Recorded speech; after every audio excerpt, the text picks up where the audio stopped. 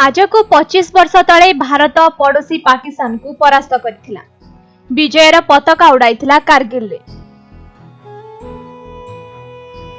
मात्र देशवासी विजयर साथे साथे आसीथिला एक बड़ दुख खबर। देश को रक्षा करबा पई निज जीवन को उत्सर्ग करथिले 500 रु अधिक भारतीय जवान। आज भारतवासी जे मुक्त आकाश रे उड़ी बुलुछंती ए सब संभव होईछि सेही वीर जवान को पई।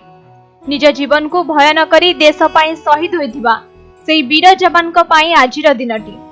आज देश पाळुछि कारगिल विजय दिवस।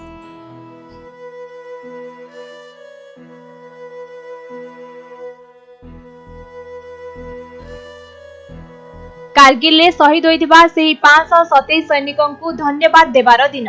एही अवसर रे लद्दाखर द्रास शहर रे प्रधानमंत्री मोदी कारगिल हीरो को श्रद्धांजलि देउछंती। एहा सह से शत्रु देश पाकिस्तान को चेतावनी देछंती ओ कहिछंती कि पड़ोसी देशर कुचिंता केबे सफल हेबो नाही। तेबे आसंतु जानिबा कारगिल विजय दिवसर विजय गाथा।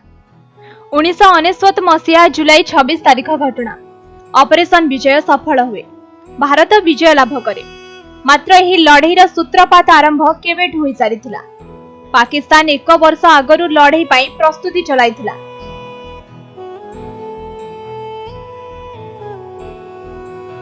पाखापाखि 5000 पाकिस्तानी सैनिक कारगिल दखल पाई आसीथिले। भारत को सेतेबेले पाकिस्तान एही चक्रांत विषय किछि जणा नथिला। प्रथमे मे 3 तारिख रे जणे मेंढा चालक किछि लोक भारत को अनुप्रवेश करुथिबार देखंती। सेही कथा सैनिकन को जणांती। ठीक परे भारतर 5 जण सैन्य एहार जांच पाई बाहरी जांती।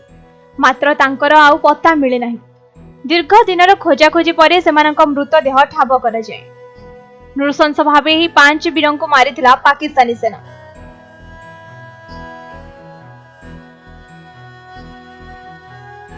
शेषरे जना पड़े कि कारगिल अनेक स्थान उपरे शत्रु देश कब्जा कर सारलाणी। समस्त जवान को छुट्टी मध्य बातिल करा जाय। आरंभ हुए मुहामुही युद्ध। -10 डिग्री सेल्सियस रे 18,000 फुट उपरे भारतीय जवान लड़ीथिले।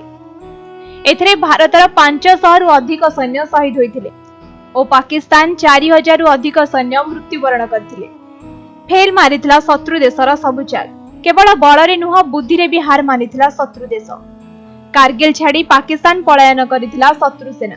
एही भली थिला ऑपरेशन विजयर कहानी। योजनाबद्ध सत्वे हार मानिथिला पाकिस्तान।